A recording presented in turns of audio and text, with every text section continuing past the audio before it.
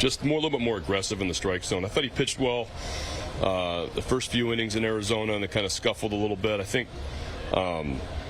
being aggressive in the strike zone, especially early in the count, to work ahead of hitters, that's his big thing. And so hopefully he can do that today. Not to put you on the spot, but if everything checks out well with Means, is he a possibility to start against the Cardinals? You're not going to put me on the spot? We'll see. Put you back on the spot. Would you like him? Would you like him in the rotation rather than in the bullpen? Once again, he threw a bullpen today. We're going to then sit down, talk about what our St. Louis options are after that.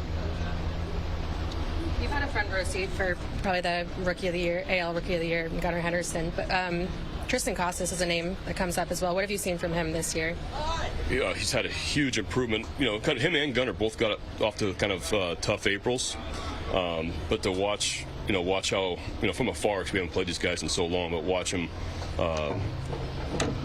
have such a really good year after April. The strike zone discipline is similar to Gunnar's, where they really understand the strike zone and walk a lot and take balls outside the strike zone. He's got huge power.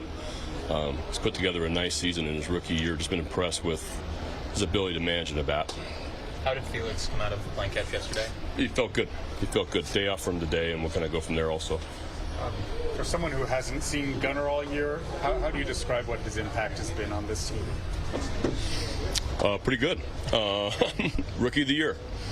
I talk about it almost every day, but the shortstop, third base defense is elite. He continues to improve offensively. You see him take better at-bats against left-handed pitchers as well, hence last night. But he's got the ability to drive the ball to all fields. He's unbelievably athletic.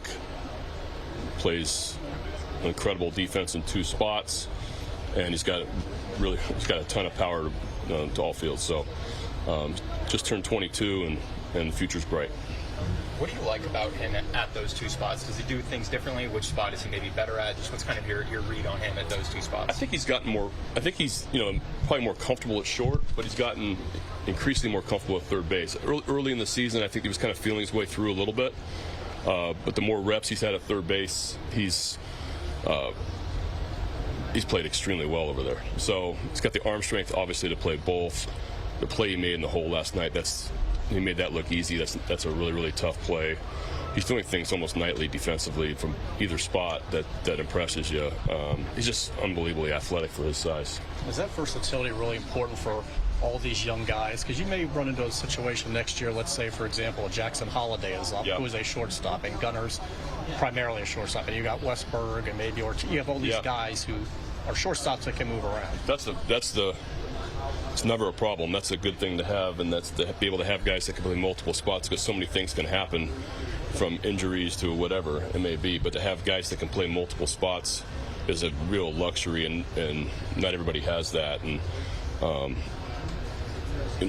just impressed with the athleticism and size of these guys. Jordan Westberg is probably his best position is probably second base, but he's not second base prototypical size-wise. But he can play really well defensively at second, and he can play third, and I can play him at short. That's an incredible luxury to have, just how athletic and strong these guys are.